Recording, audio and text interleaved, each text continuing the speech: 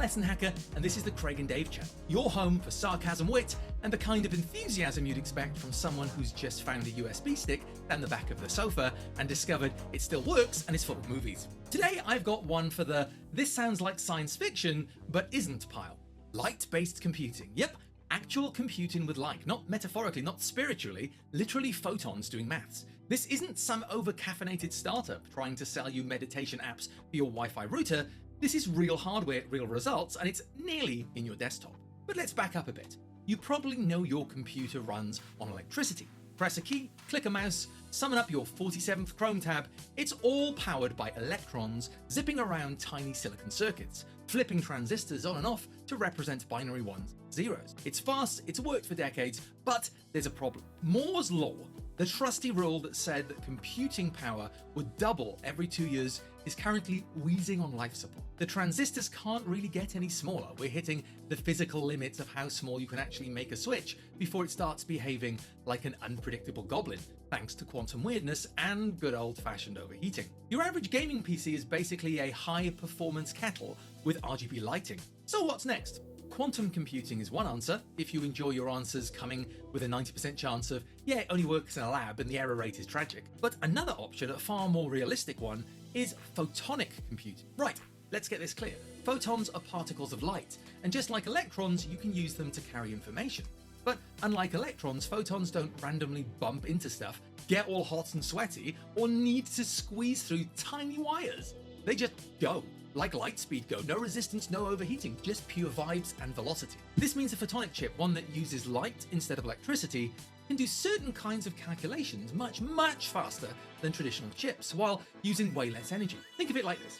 Current processors are like sending a message down the M25 at rush hour. Photonic processors, they're the Millennium Falcon in hyperspace. Now, before you start taping torches to your Raspberry Pi, let me hit you with some actual companies doing this properly. Lightelligence, based in Singapore, has created something called PACE, the Photonic Arithmetic Computing Engine. It's a chip that combines both photonic and traditional microelectronic components. So yes, there's still some electricity in there. This isn't a full light-only revolution yet. It's more like the hybrid cars we're easing in.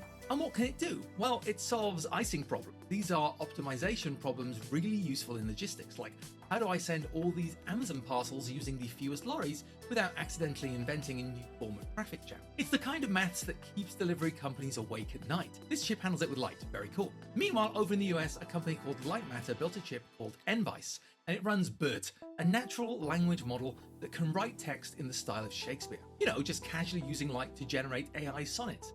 And the kicker? It's just as accurate as traditional processing. All of this is happening right now. These chips are being built using the exact same manufacturing techniques as your everyday silicon chips. So we're not talking about some wild reinvention of the wheel. This is a slick upgrade using existing tech infrastructure. They even come in the PCIe Express format, which is the same slot you use for graphics cards. In theory, you could plug one of these photonic chips into your PC if you had the right software to talk to it, of course. So don't go shopping just yet. There's a buzzword you'll start hearing more and more of photonic advantage. That's the moment where photonic chips don't just match traditional processing, they beat them at something useful. Not just in theory, in actual commercially relevant, this thing will save your company millions of pounds kind of ways. And we're nearly there. Now, to manage expectations, this doesn't mean all our laptops will be running on laser beams next year. More likely, photonic chips will be used alongside electronic ones for specific tasks. AI models, massive simulations, solving optimization puzzles that would make your maths teacher cry. It's about specialization, not total replacement. Your Netflix machine is safe for now. Let's not forget this whole thing builds on fiber optics, which is already the backbone of your broadband. So the idea of using light in computing isn't brand new. We've just finally got good enough to compute with it, not just transmit stuff. So what does this mean for you, dear viewer, probably watching this during double computer science? It means the future of computing could involve careers designing, building, or programming photonic chips. It means better AI, greener tech, and maybe, just maybe, a laptop that doesn't sound like a microwave every time you open Adobe Premiere. And one day, when you're explaining this to someone who still thinks lasers are just for disco lights, you can say, huh, I knew about this back when it was still called emerging tech. To summarize, traditional computers use electricity. New ones are being built that use light, or photons, to do calculations faster and with less energy. Photonic computers are nearly ready for commercial uses, with companies like Lightelligence and Lightmatter already building working chips. These chips can solve complex problems and run AI models quickly, and they can be made using the same factories as normal chips. In the future, light-based chips could work alongside regular ones, making computers faster, greener, and more powerful. Thanks for watching. I'm the Lesson Hacker, and remember, the next time that somebody tells you their PC runs faster than yours, just say, yeah, but does it run at the speed of light? See you in the next one.